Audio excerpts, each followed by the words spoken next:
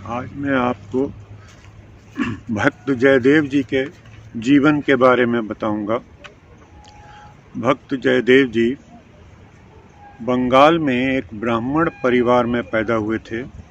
इनके पिताजी का नाम था भोजदेव और माताजी का नाम था बाम देवी। बचपन में ही इनके माता पिता गुजर गए। इन्होंने बहुत मुश्किल से रिश्तेदारों और मित्रों की सहायता से बांग्ला और संस्कृत की पढ़ाई पूरी की और ये भजन लिखने लग पड़े। राजा ने इनका भजन जब सुना तो उन्होंने उसको राजकवि बना लिया और जयदेव जी राधा कृष्ण के गीत गाया करते थे। एक बार एक निरंजन नाम के व्यक्ति ने उनको बताया कि उनके पिताजी ने उनसे बहुत बड़ा कर्जा लिया हुआ था और वो कर्ज तो वापस नहीं कर पाएंगे, तो अपना मकान मेरे नाम लिख दीजिए। उस व्यक्ति ने धोखे से उनका मकान अपने नाम लिखवा लिया। लोगों ने बताया भी कि आदमी अच्छा नहीं है, ये बहुत धोखेबाज व्यक्ति है, लेकिन जयदेव जी ने कहा कि कोई बात नहीं, ये कह रहा है, हो सकता है इसने कर्जा दिया हो।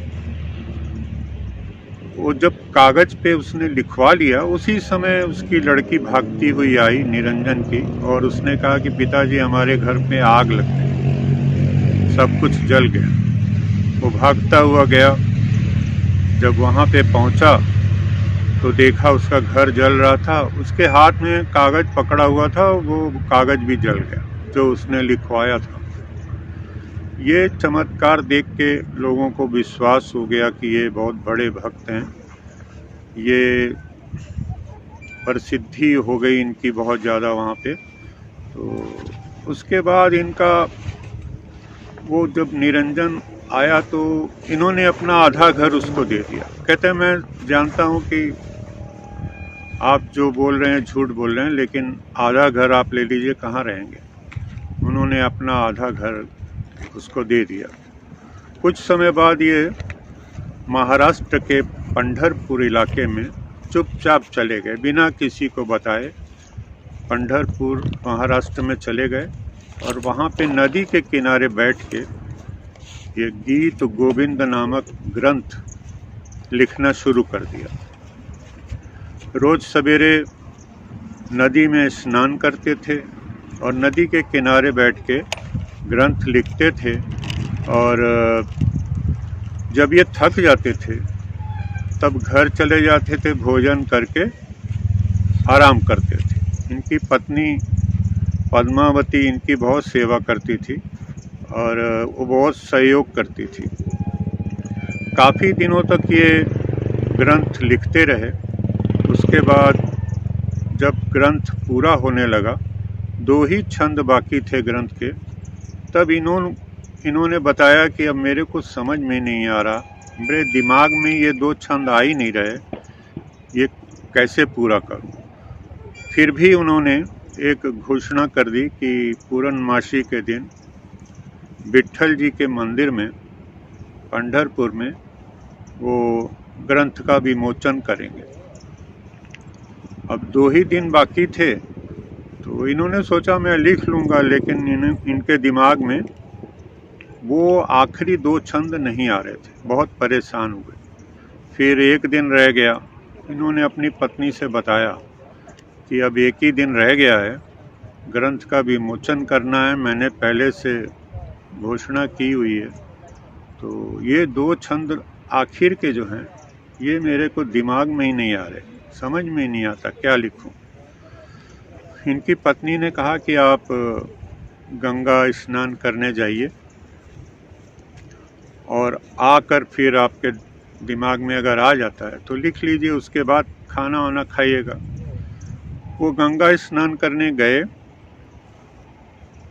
उनकी पत्नी ने देखा कि तुरंत वापिस आ गए। तो उसने पूछा कि आप स्नान नहीं किया आपने और इतनी जल्दी वापस आ गए। तो उन्होंने कहा कि मेरे दिमाग में 2 छंद जो आखिरी के थे वो आ गए। अब मेरे को समझ में आ गया कि क्या लिखना है, इसलिए मैं वापस आ गया। सुनहरी अक्षरों में वो 2 छंद, अंतिम छंद लिखे गए और भोजन करके और वहाँ से जयदेव जी चले गए घर से।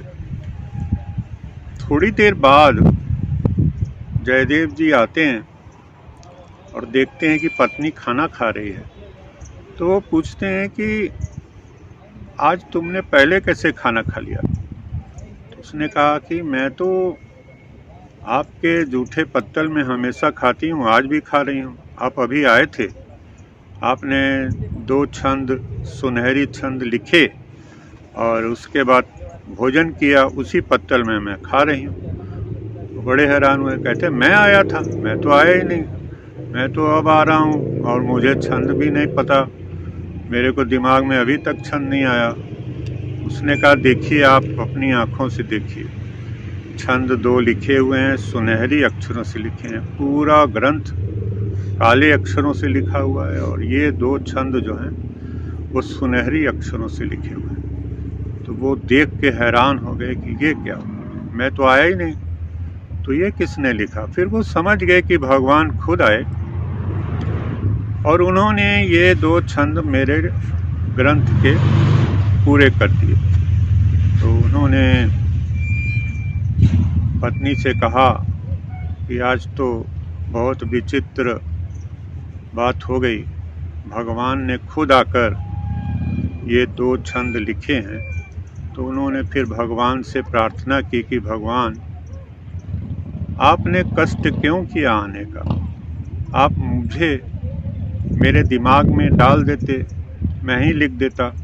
भगवान ने कहा कि देखो, मैं डाल तो देता तुम्हारे दिमाग में और तुम लिख भी लेते, लेकिन तुमको घमंड हो जाता कि पूरा ग्रंथ अकेले मैंने ही लिखा है।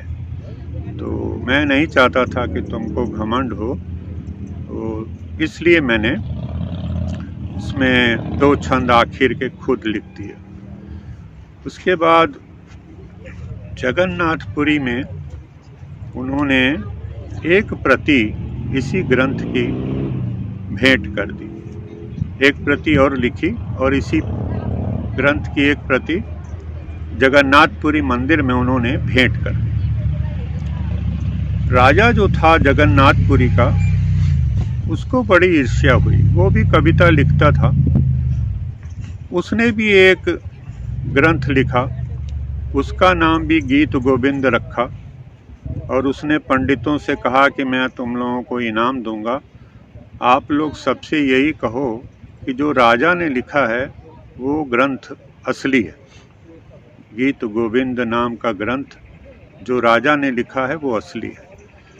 तो पंडितों ने कहा कि नहीं राजा, ऐसा नहीं हो सकता, आप अपना ग्रंथ भी ले आइए और इनका ग्रंथ जो रखा हुआ है जयदेव जी का, वो भी रखेंगे, दोनों ग्रंथ रखेंगे मंदिर में।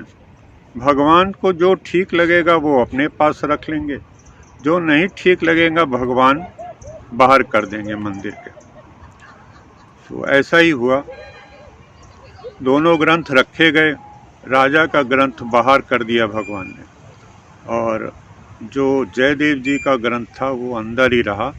इस तरह से लोगों को विश्वास हो गया कि जयदेव जी का ग्रंथ जो है गीत गोविंद ग्रंथ वही असली है। राजा इस बात से बहुत निराश हुआ और ग्रंथ पकड़ के समुद्र की ओर जाने लगा अपनी जान देने के लिए, क्योंकि बहुत बेइज्जती हो गई थी, काफ़ी लोगों ने बुरा भला कहा उसको। तो भगवान प्रकट हुए, राजा को समझाया उन्होंने कि एक पाप तुमने किया कि ईर्ष्यावश नकल करके एक और ग्रंथ लिखा, और दूसरा पाप करने जा रहे हो कि अपनी जान देने जा रहे हो। तो आप ऐसा ना करो, आप भी मंदिर जाओ जगन्नाथपुरी में, और जो ग्रंथ उन्होंने लिखा है जयदेव जी ने, उसी में से भजन लेके आप भी गाया करो, तो आपका भी कल्याण होगा। इस तरह से भगवान ने उसको सद्बुद्धि दी और राजा भी गीत गोविंद गाने लग पड़ा। गुरु ग्रंथ साहब में जयदेव जी का शब्द है, संस्कृत में है, केवल राम नाम मनोरमम वद अमृत ततम परमाद पुरख मनोपिमम सत्याद भावरतम परम दतम परकृति परम जद चिंद सर्वगतम। ऋषियों ने 3 महान दुख बताए हैं, जन्म का दुख, मृत्यु का दुख, वृद्धावस्था का दुख। परमात्मा का सिमरन करने से ये तीनों दुख नहीं आते। गोविंद के चिंतन से ही लोक संवर जाता है, परलोक संवर जाता है। वृद्धावस्था तो आती है पर चेहरे पर ताजगी बनी रहती है। Thank you.